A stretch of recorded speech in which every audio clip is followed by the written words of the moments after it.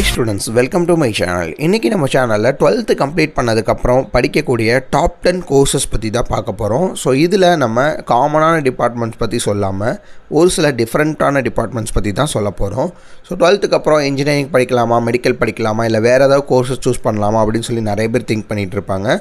So அத பத்தி தான் இந்த வீடியோல நம்ம பார்க்க போறோம். முக்கியமா இந்த வீடியோஸ் எல்லாமே வந்து பாத்தீங்கன்னா அதிக சம்பளம் தரக்கூடிய கோர்சஸ் பத்தி தான் சொல்ல போறோம். சோ இந்த வீடியோவை ஃபுல்லா ஸ்கிப் பண்ணாம பாருங்க. நம்பர் 1 பார்த்தீங்கன்னா பிஎஸ்சி ஏவியேஷன்.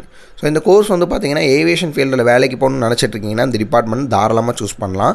வேலை வாய்ப்புகள் அப்படின்னு பார்க்கும்போது airport management, airline staff, ground staff இந்த மாதிரி போக முடியும். சேலரி பேசஸ் அப்படின்னு பார்க்கும்போது 25,000லேருந்து 80,000 வரையுமே உங்களுக்கு கொடுத்துட்ருக்காங்க.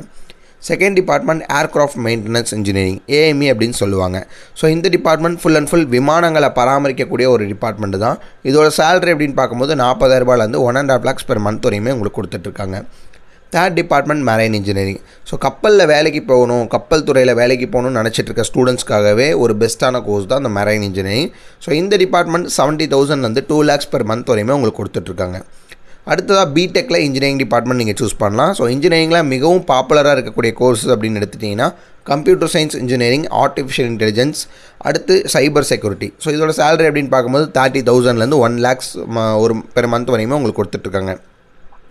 ஃபிஃப்த்தாக பேராமெடிக்கல் கோர்ஸஸ் சூஸ் பண்ணலாம். ஸோ மெடிக்கல் ஃபீல்டில் போகணும்னு நினச்சிட்டு இருக்கீங்கன்னா அந்த பேராமெடிக்கலில் ஒரு சில டிபார்ட்மெண்ட்ஸ் எடுக்கலாம். அதுலேயுமே முக்கியமாக இந்த BSc nursing, BSc radiology, BSc medical lab technology இந்த மாதிரி டிபார்ட்மெண்ட்ஸ்லாம் சூஸ் பண்ணலாம். இதோட சேலரி அப்படின்னு பார்க்கும்போது 25,000லேருந்து 80,000 per month வரையுமே உங்களுக்கு கொடுத்துட்ருக்காங்க.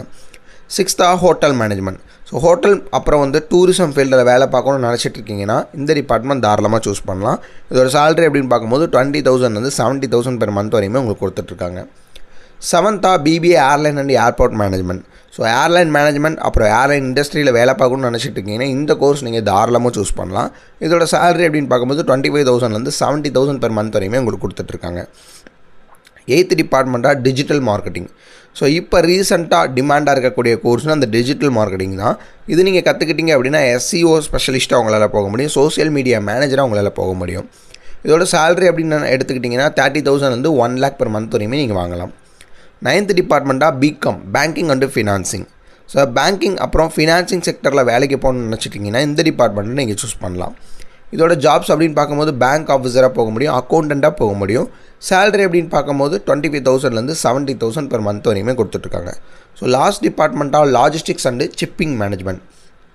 இன்டர்நேஷ்னல் ட்ரேடிங் லெவலில் போகணும், ஷிப்பிங் இண்டஸ்ட்ரியில் போகணும்னு நினச்சிட்டிங்கன்னா இந்த டிபார்ட்மெண்ட் நீங்கள் தாராளமாக சூஸ் பண்ணலாம்.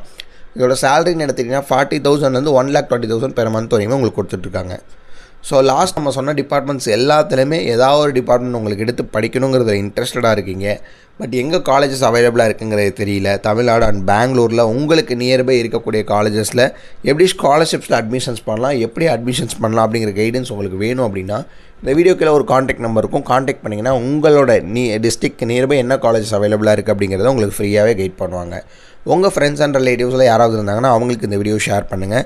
வேறு ஏதாவது கோர்சஸ் பற்றின டீட்டெயில்ஸ் தேவைப்படுச்சுன்னா அந்த கோர்ஸோடைய நேமை கீழே மறக்காமல் கமெண்ட் பண்ணுங்கள். நெக்ஸ்ட் வீடியோவில் இதை விட சூப்பரான அப்டேட்டோட பார்க்கலாம். தேங்க்யூ.